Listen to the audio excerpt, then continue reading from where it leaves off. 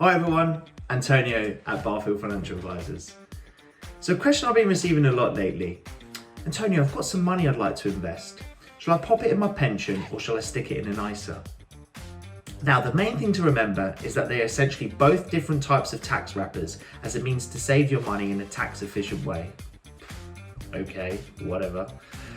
So let's dive a little bit deeper into this and give you a little bit of clarity.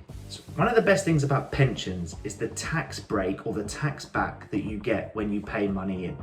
So HMRC will give you back all the tax you've paid on that money. For example, if you're a basic rate taxpayer, you need to earn £125 in order to net after tax 100. Okay, so £125, 20% is £25, you're left with 100.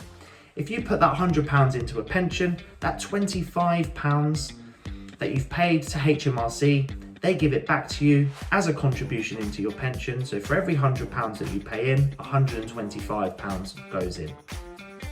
Another major positive is that you can use pensions to pass money down your family in a tax efficient way, because they sit outside your estate for tax purposes. And finally, when you take money out of a pension, the first 25% is typically tax-free. With ISAs, you don't get the tax you've paid back when you pay money in. But the money can grow in an ISA without paying any capital gains or income tax. In addition to this, you're not restricted about when you can use the money. Whereas with a pension, typically you have to wait till you're at least 55 years of age or older. This varies slightly if we're talking about lifetime ISAs, where you can only withdraw at 60 or to buy your first house, but that's a video for another day. Now, are there caps and limitations? Yes. Both ISAs and pensions have limitations. For example, you've got annual limits. So you can pay $40,000 a year into a pension, which could rise with inflation, or capped at your annual salary if you're earning less than $40,000 a year. Pensions do also have total limits. So for example, your lifetime allowance of at the moment 1.05 million. If you breach this, you are going to get a hefty tax bill. When it comes to spending your money, money from your pension and money from your ISA are treated very differently when you do withdraw them.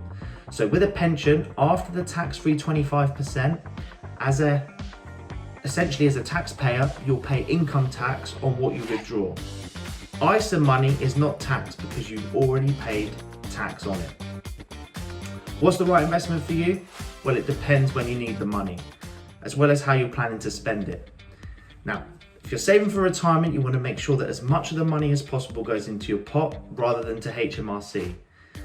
Now, whether you should be in a pension or an ISA does depend, as I say, on whether you need that money, when you need that money, and how you're planning to spend it. So my advice would be a combination of the two will probably work best. I'll see you in the next video.